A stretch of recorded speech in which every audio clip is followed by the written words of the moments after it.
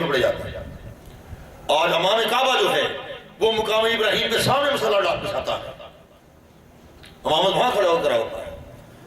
کوئی یہ کہہ دے ہم تو اپنے بتوں کو تراشتے ہیں، پتھروں کو تراش لیتے ہیں، ان کے رنگ روپ نکالتے ہیں، ان کو روغن کرتے ہیں، ان کا نکھار کرتے ہیں، ان کا سجاوٹ کرتے ہیں، ہم تو اس طرح بڑے پتھروں کو تیار کر کے جھکتے ہیں، اور مسلمانوں تم تو ان گھڑے پتھر تو جھک رہے ہو۔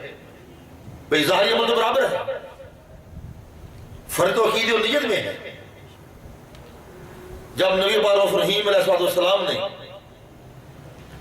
صفا مروہ کی سعی کا حکم دیا تو اصحابہ کرام جھجکے، رکے۔ بعض نے کہا یا رسول اللہ صلی اللہ علیہ وسلم جب ہم حالت کفر میں تھے تو صفا مروہ کا ہم طواف کرتے تھے، آج ہمیں پھر حکم دیا جا رہا ہے،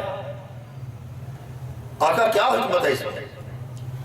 آقا نے فرمایا کہ اس وقت تم اصحاف اور نائلہ کے بتوں کا طواف کرتے تھے، لیکن آج میرے حکم سے صفا مروہ کی سعی کرنی ہے کہ میری اماں حاجرہ کی سنت ہے،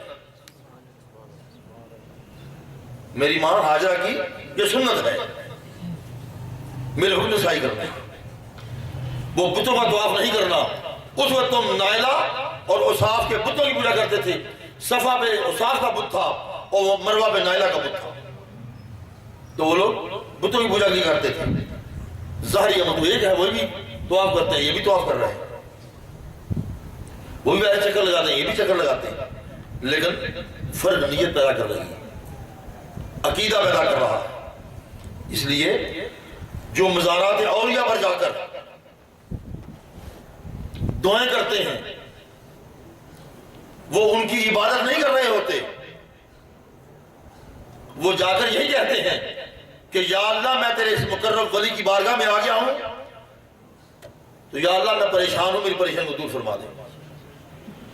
تو اس مقرب ولی کا وسیلہ پیش کیا جاتا ہے کہ یا اللہ اس اپنے مقرب ولی کے وسیلہ کے صدقے اس کا وسیلہ تیری بارگاہ میں پیش کرتا ہوں، اس کے تصدق سے میری حاجت پوری کر دے۔ تو حاجت روا بھی اللہ کو مانا جاتا ہے، اس بندے کا وسیلہ پیش کیا جاتا ہے، اور جس کا وسیلہ پیش کیا جاتا ہے اسے بھی بندہ ہی کہا جاتا ہے، اسے رب نہیں مانا جاتا۔ بے دیکھو نا اس نے کیا کہا ہے کہ یا اللہ یہ تیرا مقرب ولی ہے، میں اس کی بارگاہ میں آیا۔ التجا کس سے کی ہے؟ اللہ سے۔ مخاطب کس کا ہوا؟ اللہ سے۔ اور درخواست کس سے کی؟ اللہ سے۔ اور یہی کہا کہ یا اللہ یہ تیرا مقرب بندہ ہے، اس کے وسیلہ سے، اور کہا یہ بندہ ہے تیرا، یہ نہیں کہا کہ میرا رب ہے یا میرا حاجت روا ہے، یہ نہیں، حقیقی حاجت روا اللہ کی ذات ہے، وہ اس کا سبب بنا۔ اور یہ تان کرنے والے لوگ جو ہیں قرآن کی ایسی ایسی آیتیں پڑھتے ہیں، اور ایک آیت تو ہر ایک چھوٹا ہے یا بڑا اس کو اس کا معنی آتا ہے یا نہیں آتا، ہر ایک کی زبان پہ ہوتی ہے، اور بالکل کھلے بندوں یہ کہہ دیتے ہیں دیکھو قرآن بھی یہی کہہ رہا ہے، اور وہ کفار و مشرکین کا بھی یہی عقیدہ تھا، آج سنیو تمہارا بھی یہی عقیدہ ہے، تم میں ان میں فرق کیا ہے؟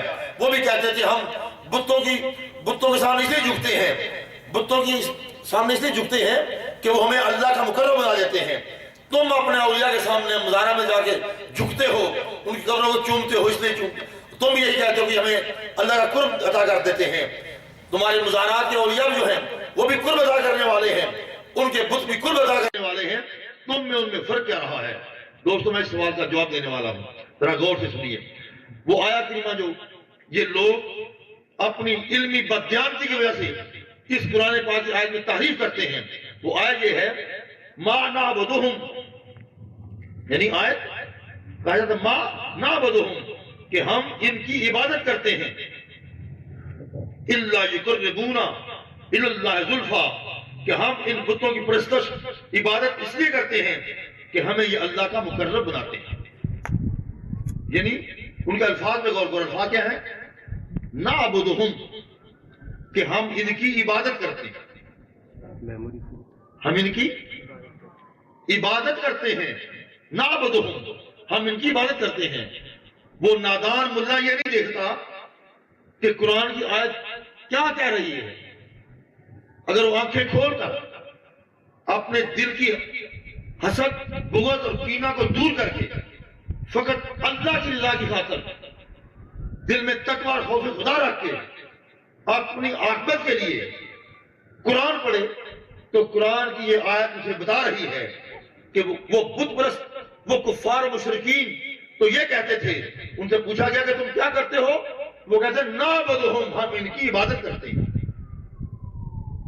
اسلام کہتے ہیں ایاک نعبد، کہ یا اللہ ہم تیری عبادت کرتے ہیں، وہاں بھی نعبد ہے، یہاں بھی نعبد ہے کہ نعبدہم، ہم ان کی عبادت کرتے ہیں۔ کیوں کرتے ہیں؟